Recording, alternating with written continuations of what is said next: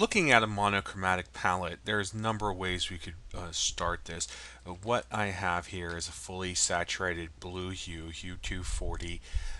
So there's one of the things that we've looked at, so we'll start with that, is a hue saturation tool. We've seen this a number of times. Now you can select something from the color window if you prefer. You can do this method. You can go to the color picker. Really, there's no wrong way to start this. I'm going to start with by putting a tint in the corner and just kind of adjusting this to just something that I feel would be appropriate. And it doesn't have to be something precise, but over time you're going to want to be a little bit more specific about what you're looking for with the design. This is just a very general selection. Because I want to demonstrate where you're heading with the idea here. So I'm going to start here with just a tint. I'm going to hit OK. And I'm going to go down here and I'm going to select, and I'm going to start with a darker tone. So let's go down to this sign.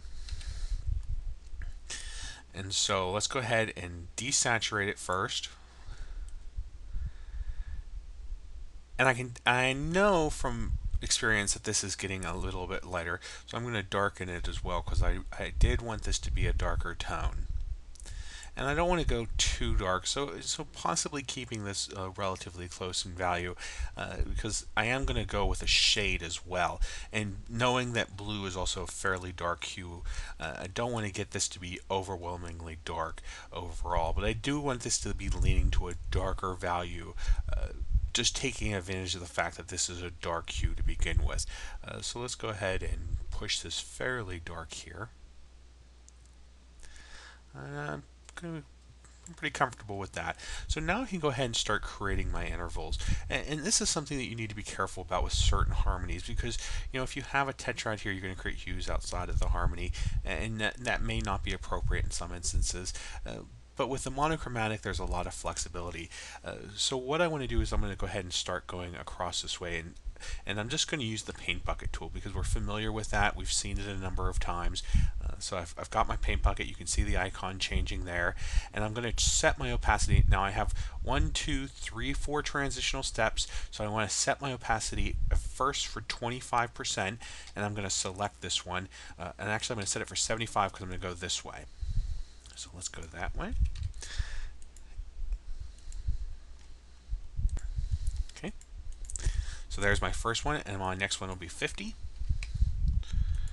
And this next one's 25. So this will be my first interval. Now to set up my next one, and this is different than the blend tool, so you already have your tutorial for that. I'm going to go ahead and lay out my parent color going this way. Now I've already made my first mistake. I need to set my opacity back up to 100%. And now I can go ahead and lay this parent color across this way. I can pick up my next parent color, this one here, and I can start back with my opacity going down to 75 for this first one, and then 50 and 25. And part of the advantage of extending this to 5 across is that these opacities are in 25% increments, and that makes it a little bit easier for this step. And now I can go ahead and start to do these verticals.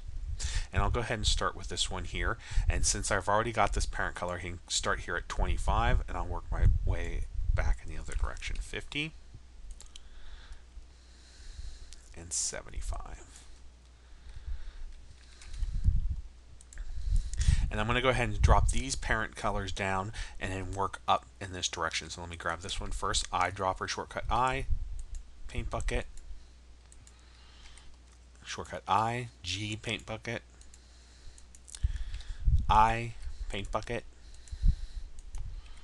I, paint bucket.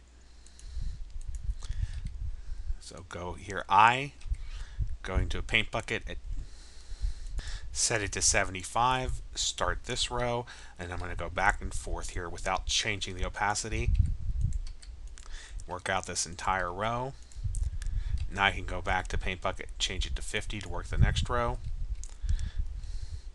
Come back down here, grab a paint bucket. So eyedropper, paint bucket, the 50s. Oh, excuse me there, undo that one. I, paint bucket, I, paint bucket. Oh, excuse me, one more time. And then one last one at 25 here. And that'll be it for it, is to finish out this last row, and that's that simple.